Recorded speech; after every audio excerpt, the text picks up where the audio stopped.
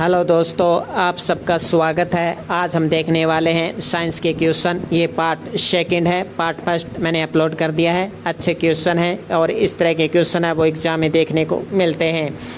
तो शुरू करते हैं। सेल्यूलोज कहाँ होता है एवं इसका क्या कार्य होता है? तो सेल्यूलोज कहाँ होता है एवं इसका क्या कार्य होता है? तो सेल्यूलोज है वो पादप की कोशिका भित्ति में होता है और इसका काम है वो भोजन का पाचन करना होता है। जो हम भोजन करते हैं उसी प्रकार से पौधे भी भोजन करते हैं। तो पौधों में भोजन का जो पाचन करने काम आता है, पौधे में भोजन का पाचन करने में सेल्यूलोज काम आता है। सेल्यूलोज है कार्बन, हाइड्रोजन तथा ऑक्सीजन का बना होता है। सेल्यूलोज मुख्य रूप से कार्बन, हाइड्रोजन व ऑक्सीजन का बना होता है। तो पूछा जा सकता है सेल्यूलोज मुख्य रूप से किसका बना होता है? कार्बन, हाइड्रोजन, ऑक्सीजन का ये मुख्य रूप से बना होता है। पादप की कोशिका भित्ति में सेल्यूलोज पाया जाता है और पृथ्वी पर सर्वाधिक मात्रा में पाया जाने वाला तत्व यही है। सेल्यूलोज सर्वाधिक मात्रा में पाया जाने वाला पदार्थ भी सेल्यूलोज है। स्तनधारियों का कार्बोहाइड्रेट किस में और किस रूप में जमा होता है? स्तनधारियों का कार्बोहाइड्रेट किस में और किस रूप में जमा होता है? तो स्तनधारियों का कार्बोहाइड्रेट ये पेशियों में जमा होता है और किस रूप में? ग्लाइकोजन के रूप में। तो स्तनधारियों में कार्बोहाइड्रेट है वो पेशियों में जमा होता है और कार्बोहाइड्रेट स्तनधारियों में ग्लाइकोजन के रूप में जमा होता है।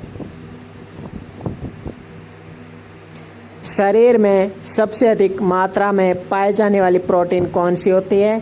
तो शरीर में सबसे अधिक मात्रा में पाए जाने वाली प्रोटीन कोलेजन होती है। शरीर में सबसे अधिक पाए जाने वाली प्रोटीन कोलेजन होती है जो कि त्वचा में होती है। तो शरीर में सबसे अधिक मात्रा में पाए जाने वाली प्रोटीन कौन सी होती है? कोलेजन। उपास्थि में लचक पैदा करने के लिए या उपास्थि में लचक बनाए रखने के लिए कौन सा प्रोटीन सहायक है? तो इलास्टिन। उपास्थि में लचक पैदा करने के लिए अर्थात उपास्थि में लचक बनाए रखने के लिए कौन सा प्रोटीन सहायक है? तो इलास्टिन प्रोटीन है ये सहायक है। इलास्टिन प्रोटीन का है वो पाचन नहीं होता। याद रखिए, इलास्टिन प्रोटीन का पाचन नहीं होता है। ये ऐसा प्रोटीन है जिसका पाचन नहीं होता है, लेकिन इलास्टिन प्रोटीन है ये उपास्थि में लचक पैदा बनाए रखता है। लचक बनाए रखने में सहायक है इलास्टिन। अगला देखिए, रेटिना। रेटिना में दो कोशिका होती है।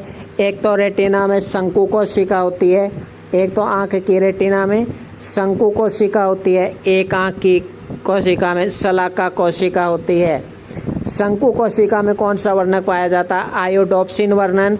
इस आयोडोप्सिन वर्णक के कारण हम दिन में देख पाते हैं। और शलाका कोशिका में रोडोप्सिन वर्णक होता है और इस रोडोप्सिन वर्णक के कारण हम रात को देख पाते हैं।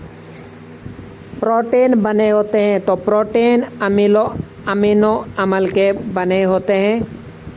प्रोटीन अमीनो अम्ल के बने होते हैं और ये पॉलीसेकेराइड होते हैं। प्रोटीन है ये पेप्टाइड बंध से बंधे होते हैं। कौन से बंध से बंधे होते हैं? प्रोटीन अमीनो अम्ल के बने होते हैं, प्रोटीन पॉलीसेकेराइड होते हैं, प्रोटीन पेप्टाइड बंध से बने होते हैं। ये तीनों बातें आपको याद रखनी है, प्रोटीन से संबंधित पूछी जाती हैं।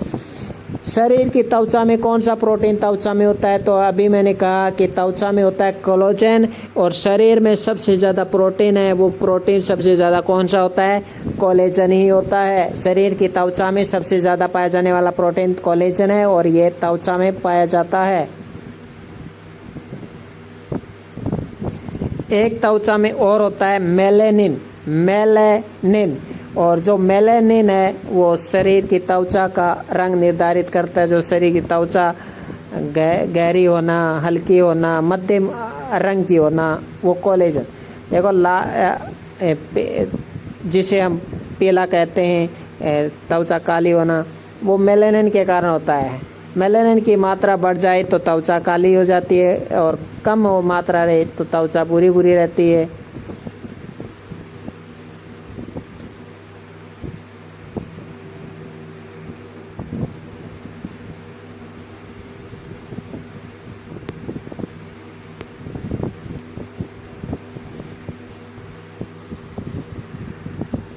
अगला क्वेश्चन, वयस्क में प्रोटीन की कमी से होने वाला रोग। तो वयस्क में प्रोटीन की कमी से होने वाला रोग है कैलेक्सिया, जिसे हम इंग्लिश जिसका दूसरा नाम वेस्टिक सिंड्रोम भी है।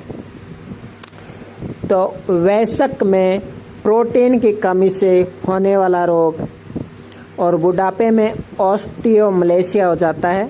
बुढ़ापे में ऑस्टियोमलेशिया रोग हो जाता है। और तो वयस्क में प्रोटीन की कमी से होने वाला रोग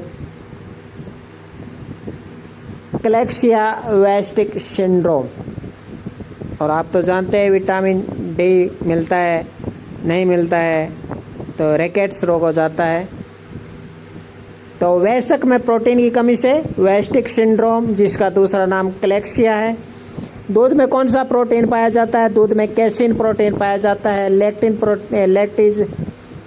लैक्टोज प्रोटीन पाया जाता है। ये दूध में पाए जाने वाले प्रोटीन है। कई बार ऐसे पूछ लेते हैं कि निम्न में से दूध में कौन सा प्रोटीन नहीं पाया जाता है। तो एक तो कैसीन याद रख लीजिए, लेक्टिन, लैक्टोज। यकृत में प्लाज्मा में कौन सा प्रोटीन पाया जाता है? तो यकृत में प्लाज्मा में एल्ब्यूमिन प्रोटीन पाया जाता है। ये हमारा जो यकृत होता है, जो हमारा प्लाज्मा होता है, उसमें एल्ब्यूमिन प्रोटीन पाया जाता है। Very important. यकृत व प्लाज्मा में, यकृत एवं प्लाज्मा में कौन सा प्रोटीन पाया जाता है? एल्ब्यूमिन प्रोटीन पाया जाता है। यकृत में एल्ब्यूमिन प्रोटीन पाया जाता है, प्लाज्मा में एल्ब्यूमिन प्रोटीन पाया जाता है।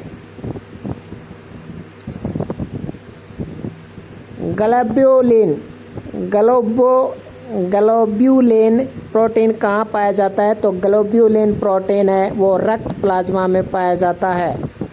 ग्लोब्यूलिन प्रोटीन कहाँ पाया जाता है? जो रक्त प्लाज्मा में पाया जाता है। क्या कार्य होता है ग्लोब्यूलिन प्रोटीन का? तो ये एंटीबॉडी का निर्माण करता है। ग्लोब्यूलिन रक्त प्लाज्मा में क्या कार्य करता है? तो ग्लोब्यूलिन है वो रक्त प्लाज्मा में एंटीबॉडी का निर्माण करता है। हमारे शरीर में एंटीबॉडीज बनाता है ताकि हमारा शरीर रोगों से लड़ने में सक्षम हो सके। तो ग्लोब्यूलिन प्रोटीन कहाँ पाया जाता है? रक्त प्लाज्मा में पाया जाता है। ये दोनों ही प्रोटीन बहुत ही मोस्ट हैं। यकृत प्लाज्मा में एल्ब्यूमिन प्रोटीन पाया जाता है।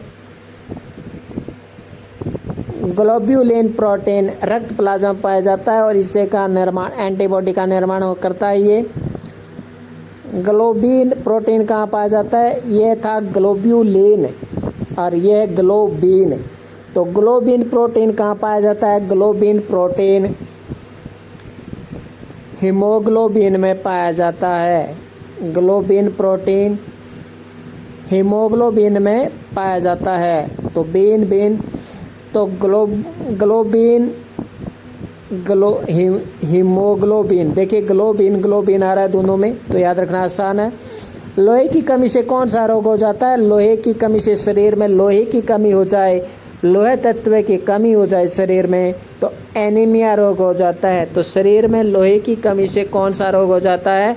शरीर में लोहे की कमी से एनीमिया हो जाता है। वर्णदाता रोग से पीड़ित व्यक्ति किन रोगों में अंतर नहीं कर पाता है? तो जो वर्णदाता यानी आंखों से संबंधित बीमारी, उसमें देखिए कौन से रंगों में? तो लाल व हरा रंग में अंतर नहीं कर पाता है। लाल, हरा, नीला जो प्राथमिक रंग है लाल, हरा, नीला, उन रंगों में ये व्यक्ति अंतर नहीं कर पाता है। अगला है कवकों की कोशिका भित्ति बनी होती है तो काइटिन की बनी होती है और कवकों का अध्ययन माइकोलॉजी कहलाता है। कवकों का अध्ययन माइकोलॉजी कहलाता है और कवकों की कोशिका भित्ति काइटिन की बनी होती है। कवकों की कोशिका भित्ति काइटिन की बनी होती है। पत्ते के हरे वर्णक में पाया जाता मैग्नीशियम। पत्ते के हरे वर्णक में क्या पाया जाता? Option A magnesium, option B phosphorus. तो देखिए फास्फोरस नहीं पाया जाता, पत्ते के हरे वर्णक में फास्फोरस नहीं पाया जाता, मैग्नीशियम पाया जाता है। बस ये दो ऑप्शन में आप कंफ्यूज होंगे, बाकी साधारण ऑप्शन मिलेंगे आपको। तो पत्ते के हरे वर्णक में, पत्ते के हरे वर्णक में पाया जाता है मैग्नीशियम।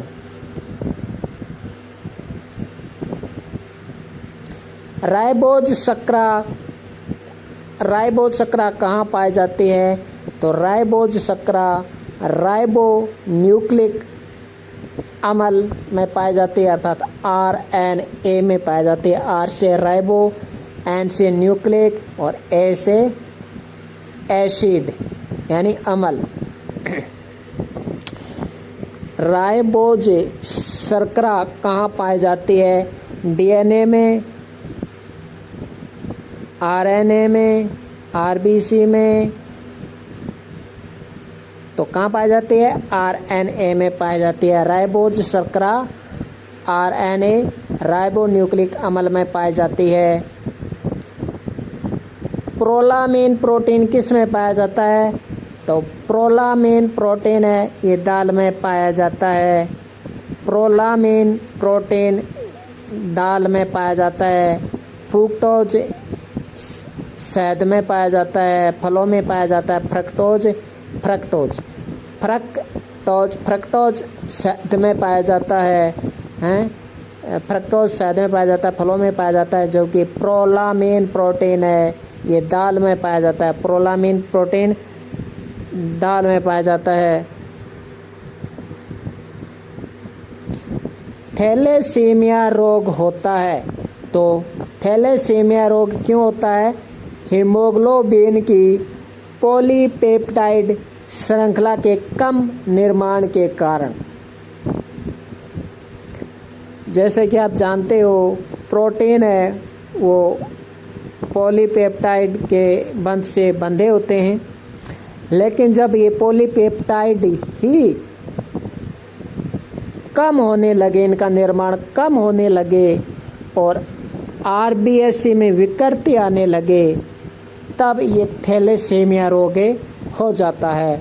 तो थैलेसीमिया रोग होता है हीमोग्लोबिन की पॉलीपेप्टाइड श्रृंखला के कम निर्माण के कारण एवं RBC की विकृति के कारण थैलेसीमिया रोग होता है। किस सिंड्रोम की वजह से महिलाओं में जननांग अविकसित एवं बांझपन आ जाता है? तो यह टर्नर सिंड्रोम। टर्नर सिंड्रोम में कितने गुणसूत्र होते हैं? 45 गुणसूत्र होते हैं। अलग शरीर में 46 गुणसूत्र होते हैं, लेकिन जब एक गुणसूत्र कम हो जाता है तो टर्नर सिंड्रोम हो जाता है। टर्नर सिंड्रोम में क्या होता है? इसमें टर्नर सिंड्रोम होने की वजह से बांझपन आ जाता है, महिला बच्चा पैदा नहीं कर पाती। टर्नर सिंड्रोम के कारण महिलाओं में जो जननांग है वो अविकसित होते हैं, क्योंकि जब जननांग ही विकसित नहीं होंगे तो बच्चा कैसे बनेगा, बच्चे का निर्माण नहीं हो पाएगा। तो महिलाओं में जननांग अविकसित एवं बांझपन आ जाना यह टर्नर सिंड्रोम का गुण है। कौन से सिंड्रोम की वजह से पुरुष में महिलाओं के लक्षण आ जाते हैं एवं नपुंसक बन जाता है, अर्थात बच्चा पैदा नहीं कर पाता, फिर वो नपुंसक बन जाता है? कह सकते हैं किन्नर वाले गुण आ जाते हैं, तो किन्नर बन जाता है, वो है क्लाइनफेल्टर सिंड्रोम। इसमें क्या होता है? इसमें 46 गुणसूत्रों की जगह 47 गुणसूत्र आ जाते हैं, 47 गुणसूत्र आ जाते हैं। तो क्लाइनफेल्टर सिंड्रोम क्या होता है? इसमें पुरुषों में महिलाओं के लक्षण आ जाते हैं एवं पुरुष है वो नपुंसक बन जाता है।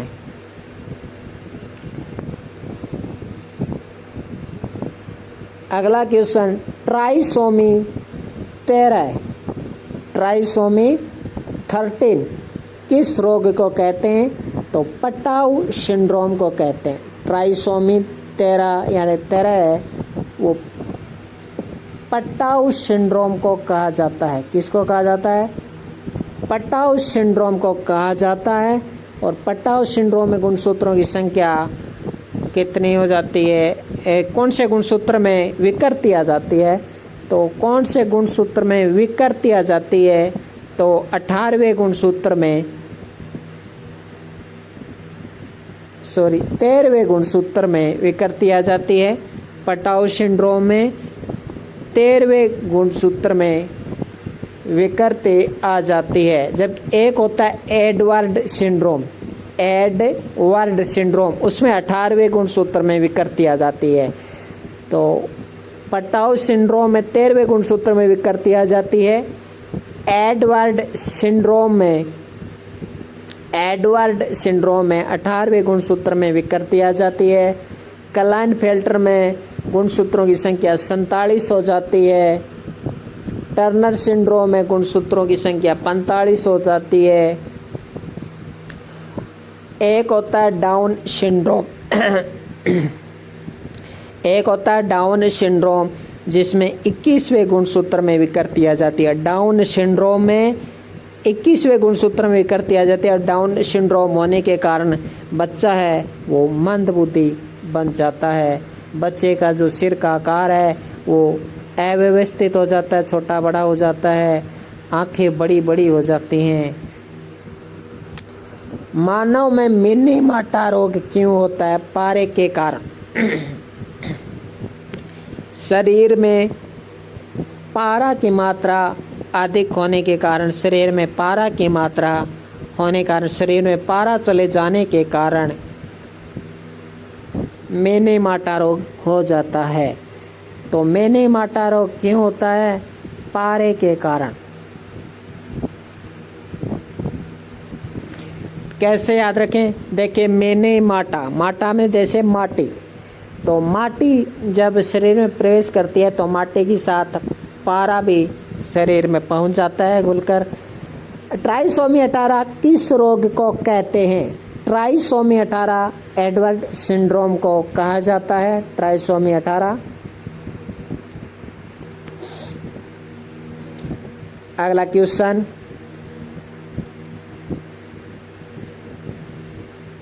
ब्लू बेबी सिंड्रोम रोग क्यों होता है?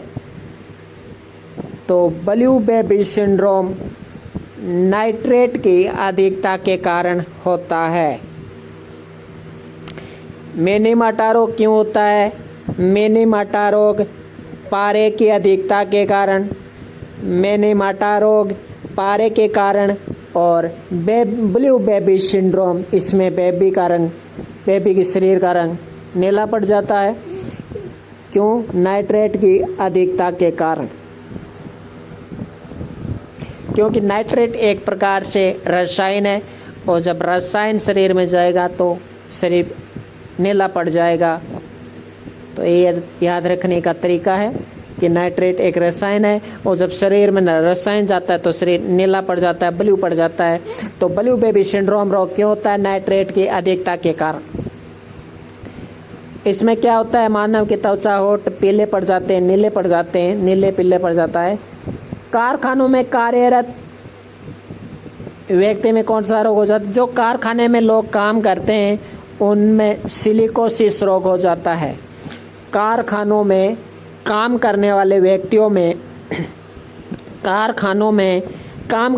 व्यक्तियों में सिलिकोसिस रोग हो जाता है। सिगरेट के अधिक सेवन से कौन सा रोग हो जाता है? एम्फाइसीमा रोग है। एम्फाइसीमा रोग सिगरेट का अधिक सेवन करने से होता है। सिगार, बीड़ी पीने से एम्फाइसीमा रोग हो जाता है।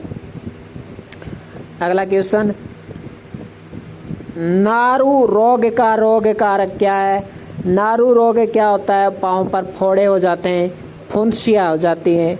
पाँव पर फोड़े और फुंसियाँ हो जाती है। यही नारू रोग है। तो नारू रोग में क्या होता है, पाँव पर फुंसिया फोड़े हो जाते हैं। इसमें नारू रोग का रोग कारक क्या है, ड्रैकनक्यूलस मेडिनेसिस। ड्रैकनक्यूलस मेडिनेसिस नारू रोग का रोग कारक है।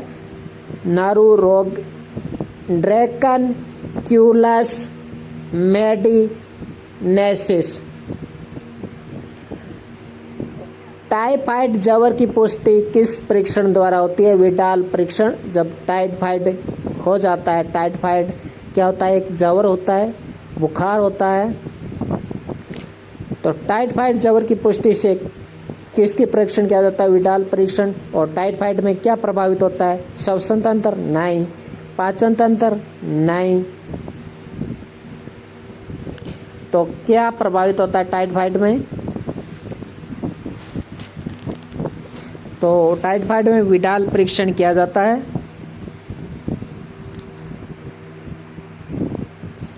टाइफाइड किस जीवाणु की वजह से होता है, तो टाइफाइड साल्मोनेला टाइफी की वजह से होता है, साल्मोनेला टाइफी। आजकल एग्जामिनर चालाक हो गए हैं, आपको टाइफी भी देंगे लेकिन साथ में कोई और नाम दे देंगे और फिर आप दो ऑप्शन में कंफ्यूज हो जाओगे। तो इसलिए पूरा नाम याद रखें, टाइफाइड किस जीवाणु की वजह से होता है, साल्मोनेला टाइफी। Salmonella typhi. तो टाइफाइड आप सबको टाइफाइड हुआ होगा, आसपास में टाइफाइड हुआ होगा, कौन सा अंग प्रभावित होता है ये आपको आराम से पता चल जाएगा जब एग्जाम में आएगा। लेकिन ये दो क्वेश्चन इंपॉर्टेंट है, टाइफाइड ज्वर की पुष्टि विडाल परीक्षण, टाइफाइड किस जीवाणु की वजह से होता है, साल्मोनेला टाइफी की वजह से, बहुत इंपॉर्टेंट। कुष्ठ रोग किस जीवाणु की वजह से होता है, तो कुष्ठ रोग माइकोबैक्टीरियम लेप्री के कारण। कुष्ठ रोग है ये माइकोबैक्टीरियम लेप्री के कारण होता है, यानी ये बैक्टीरिया के कारण होता है, ये तो आपको पता ही चल गया है बैक्टीरियम से। तो कुष्ठ रोग है किस जीवाणु की वजह से होता है, यहाँ पे जीवाणु नाम लिखा ही है कि जीवाणु को बैक्टीरिया कहते हैं। तो कुष्ठ रोग किस जीवाणु की वजह से होता है, माइकोबैक्टीरियम लेप्री। मानव में मिनीमाटा रोग क्यों होता है, पारे के कारण, ये हम देख ही चुके हैं। और ब्लू बेबी सिंड्रोम रोग क्यों होता है, नाइट्रेट की अधिकता के कारण। आगे देखिए,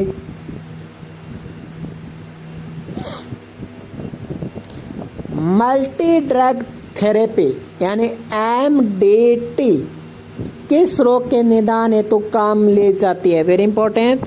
तो मल्टी ड्रग थेरेपी कुष्ठ रोग में काम में ली जाती है। इसमें क्या होता है, बहुत सारी थेरेपी काम में ली जाती है, अर्थात अलग अलग प्रकार की जांच है, अलग अलग प्रकार की दवाइयाँ काम में ली जाती है, और जो दवाई सूट हो जाती है रोगी को वो दवाई काम में ली जाती है। जिस दवाई का रोगी पर असर दिखाई देता है वही दवाई फिर रोगी के लिए जारी रख दी जाती है, और ये होता है एक एक वीक के अंतराल पर।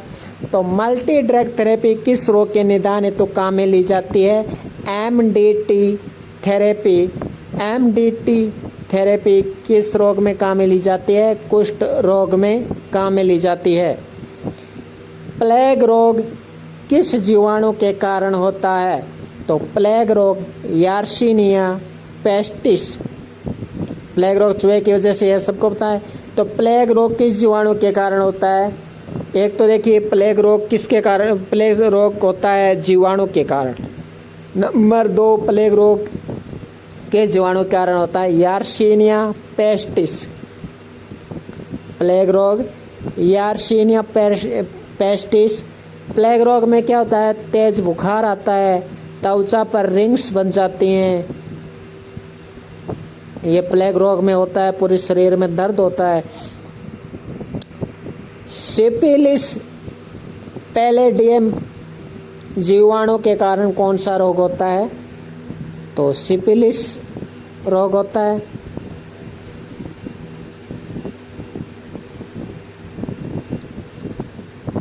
Treponema palladium.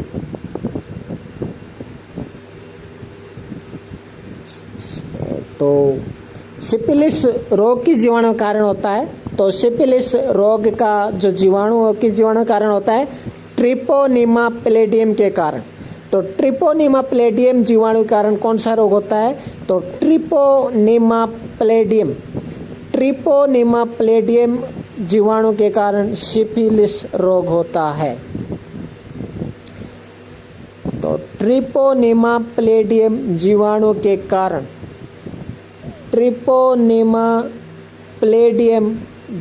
के कारण सिफिलिस रोग हो जाता है।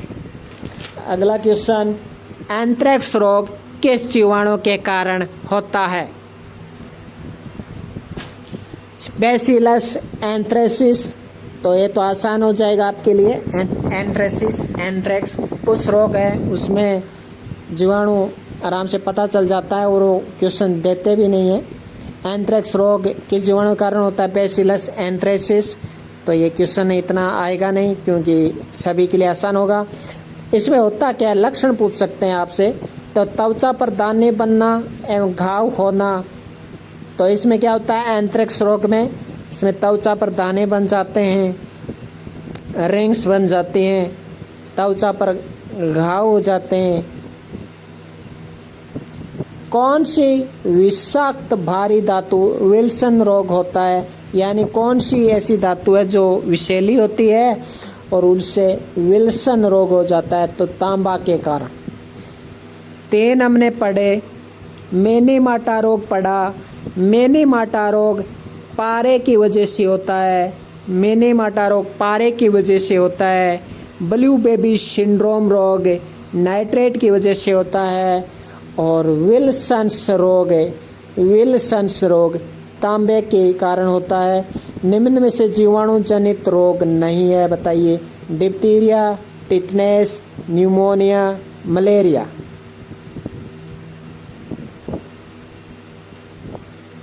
कौन सा जीवाणु जनित रोग है? नहीं है। Pneumonia, malaria, tetanus, diphtheria. तो इसका सही उत्तर हो जाएगा मलेरिया, क्योंकि मलेरिया प्रोटोजोआ के कारण होता है, जीवाणु के कारण नहीं। तो जीवाणु के कारण आप दे सकते हैं डिप्टीरिया होता है, जीवाणु के कारण टिटनेस होता है, जीवाणु के कारण न्यूमोनिया होता है।